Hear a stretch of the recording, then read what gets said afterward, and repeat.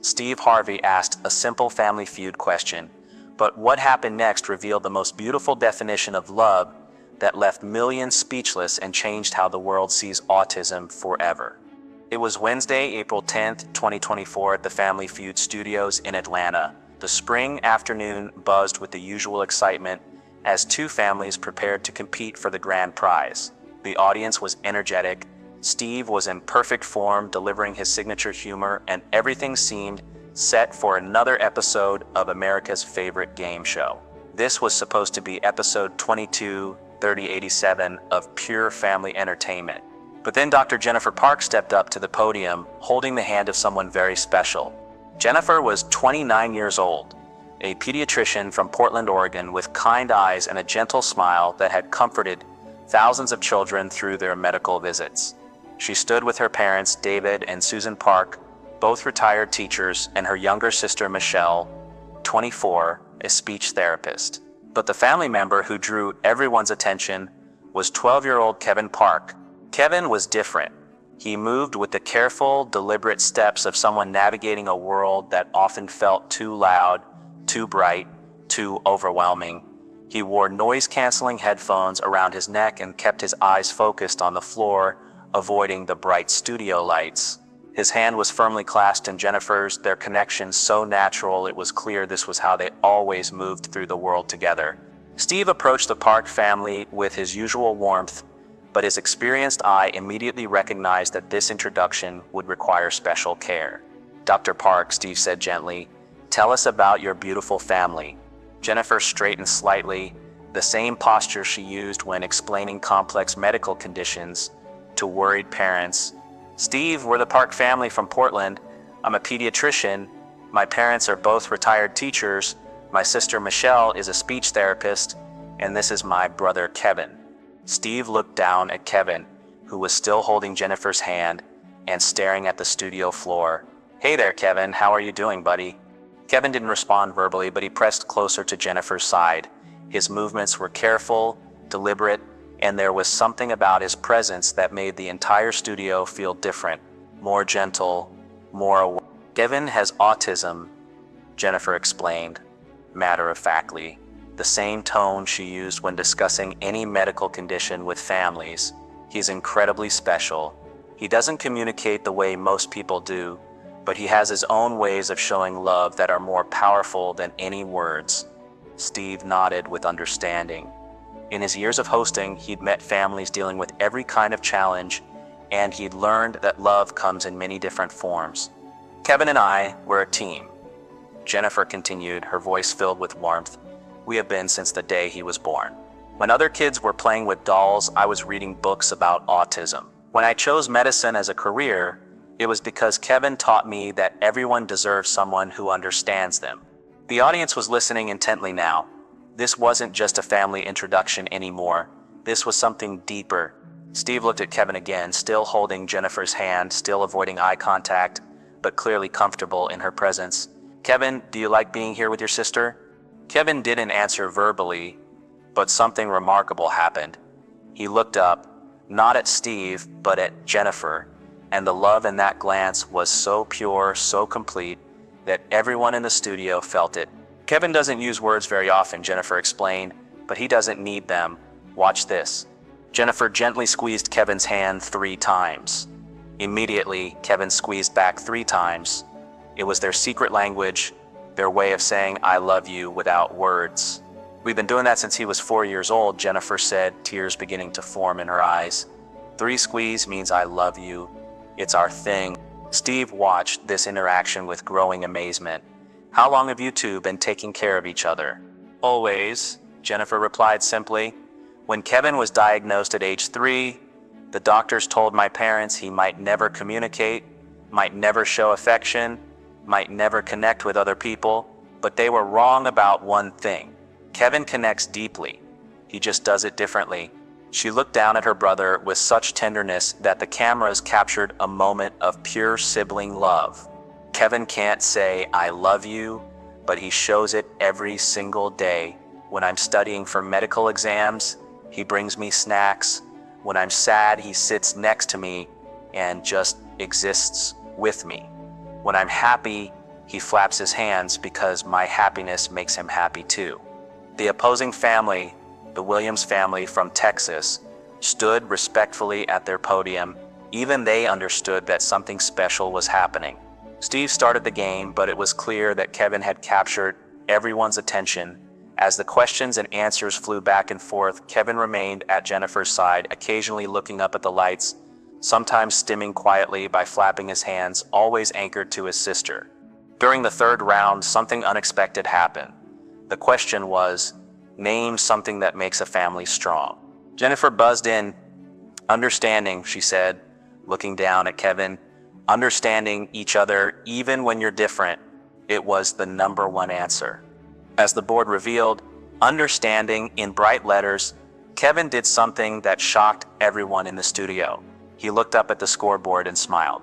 Not at a person, not in response to verbal praise, but at the visual confirmation that his sister had given the right answer. Did you see that? Steve asked, pointing at Kevin's reaction. He's proud of you, Jennifer. He understands exactly what's happening. Jennifer's tears were flowing freely now. Kevin understands everything, Steve. He just processes it differently. He feels everything more deeply than most people. When I'm proud, he's proud. When I succeed, he succeeds. The game continued, but Kevin was becoming more engaged. He started looking around the studio, taking in the lights, the cameras, the energy, and then something happened that no one expected. Steve was asking the Williams family a question when Kevin suddenly let go of Jennifer's hand and started walking. Not toward the exit, not away from the chaos, but toward Steve Harvey. The entire studio held its breath. Kevin had never approached a stranger in his life. Jennifer started to follow him, but Steve held up a gentle hand. Let him come, Steve said softly. Kevin walked right up to Steve Harvey and did something that left everyone speechless. He reached out and took Steve's hand, the same way he held Jennifer's hand. With trust, with connection, with love. Steve looked down at this 12-year-old boy with autism who had chosen to trust him, and his voice was barely a whisper. Hey there, Kevin. You're pretty special, aren't you? Kevin didn't respond verbally, but he squeezed Steve's hand, not 3 times like he did with Jennifer, just once. But it was his way of saying yes. Steve Harvey, who had hosted thousands of shows and met countless families, stood there holding hands with a boy who rarely connected with strangers and felt something he'd never experienced before on his show. Jennifer, Steve called out, his voice thick with emotion. Come here, both of you. Jennifer approached and Kevin immediately took her hand too, so now the 3 of them were connected in a chain of hands in the middle of the Family Feud stage. You know what this is? Steve asked the studio audience. This is Kevin showing us that love doesn't need words. Connection doesn't need conversation. Family doesn't need to look the same or act the same. Family just needs to be there for each other. The audience was crying openly now. Even the camera operators were wiping their eyes. But the most powerful moment was yet to come. Steve knelt down to Kevin's eye level, still holding his hand. Kevin, I want to tell you something. You might not understand all my words, but I think you'll understand what I mean. Kevin looked at Steve, making eye contact for the first time since entering the studio. Your sister Jennifer? She's not just taking care of you. You're taking care of her too. You're teaching her how to love without conditions. You're showing her what pure, honest connection looks like. You're making her a better doctor, a better person, a better human being. Steve's voice was breaking now. And you just taught everyone in this studio, everyone watching at home, that love doesn't have to be loud to be powerful. It doesn't have to use words to be real. Sometimes the most important things we say to each other, we say without saying anything at all. Kevin looked at Steve for a long moment, then did something that would be remembered forever. He reached up and touched Steve's face, the same gentle touch he used with Jennifer when she was sad. Steve broke completely. This 12-year-old boy with autism who struggled to connect with the world had just offered him comfort in the most pure way possible. Kevin, Steve whispered, tears streaming down his face, you just gave me the greatest gift anyone has ever given me on this stage. You showed me what unconditional love looks like. Jennifer was sobbing now, watching her brother connect with Steve in a way he'd never connected with anyone outside their family. Steve stood up slowly, still holding Kevin's hand, and addressed the entire studio. Ladies and gentlemen, I want you to look at Kevin Park. Really look at him. He doesn't communicate the way most of us do. He doesn't interact the way most of us do. But in the last 5 minutes, he's taught us more about love, about family, about what really matters than most people learn in a lifetime. The studio was completely silent except for the sound of people crying. Kevin can't tell us he loves his sister, but he shows us every single day. He can't tell us he's proud of her, but you can see it in his eyes. He can't tell us that family is the most important thing in the world, but he lives that truth every moment of every day. Steve turned to Jennifer. Dr. Park, you said Kevin doesn't use words very often, but I think he just said something to all of us. I think he just said that love is about being present, about understanding, about accepting people exactly as they are. Jennifer nodded through her tears. That's what Kevin has always taught our family. He doesn't love us despite our flaws. He doesn't love us because we're perfect. He loves us because we're us. And that love, it's pure. It's honest. It's the kind of love most who spend their whole lives trying to find. Steve made a decision that would become legendary in television history. He stopped the game completely. You know what we're going to do? Steve announced. We're going to end this show right here. Not because the game doesn't matter, but because Kevin just gave us something more valuable than any prize money. He gave us a lesson in what love really looks like.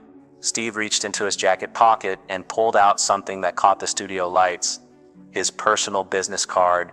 Jennifer, Kevin, I want you to have this, not because you need anything from me, but because I need something from you. I need you to remind me whenever I forget that the most powerful communication doesn't use words, that the strongest families are the ones who love each other exactly as they are.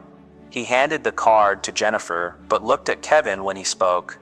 Kevin, you changed my life today. You changed everyone's life who was here to witness this. You showed us that autism isn't something that needs to be fixed or cured. It's just a different way of experiencing love. And maybe it's a better way. The cameras captured the final moment as Kevin, still holding Steve's hand, looked up at his sister and smiled. Not because someone told him to smile, not because he was supposed to be happy, but because he could feel the love surrounding him from every person in that studio. The episode aired exactly as it happened, with no editing to remove the extended interaction or emotional moments. The response was immediate and transformative. Within hours, Kevin Teaches Love was trending worldwide. Autism advocacy organizations called it the most important representation moment in mainstream television history. But the real impact was in the thousands of families dealing with autism who suddenly felt seen, understood, and valued. The Park family received letters from around the world, parents sharing their own stories of children with autism, siblings talking about their relationships with their autistic brothers and sisters, medical professionals thanking Jennifer for showing what patient, loving care looks like. Steve Harvey changed how Family Feud approached families with special needs members.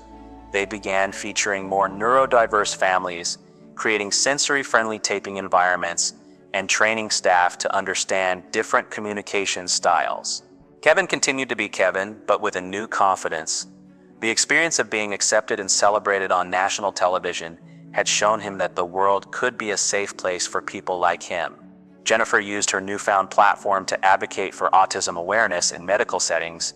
She began training other doctors on how to treat patients with autism with dignity and understanding. The business card Steve gave them was framed in their family room next to a photo of Kevin and Steve holding hands on the Family Feud stage.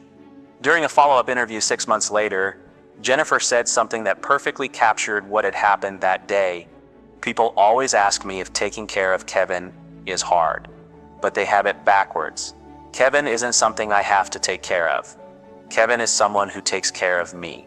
He teaches me every day how to love without conditions, how to be present without distractions, how to find joy in simple moments. Kevin doesn't have autism. Kevin has a different way of experiencing love, and honestly, I think his way might be better than ours.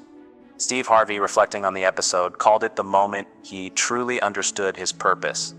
"I thought my job was to make people laugh," he said, "but Kevin taught me that my real job is to create space for people to be exactly who they are." Kevin didn't need to change to be worthy of love. We needed to change to be worthy of understanding him. Kevin never spoke during that episode, but he said more about love, family, and acceptance than most people say in a lifetime. That's not just television. That's how hearts learn to speak the same language, even without words.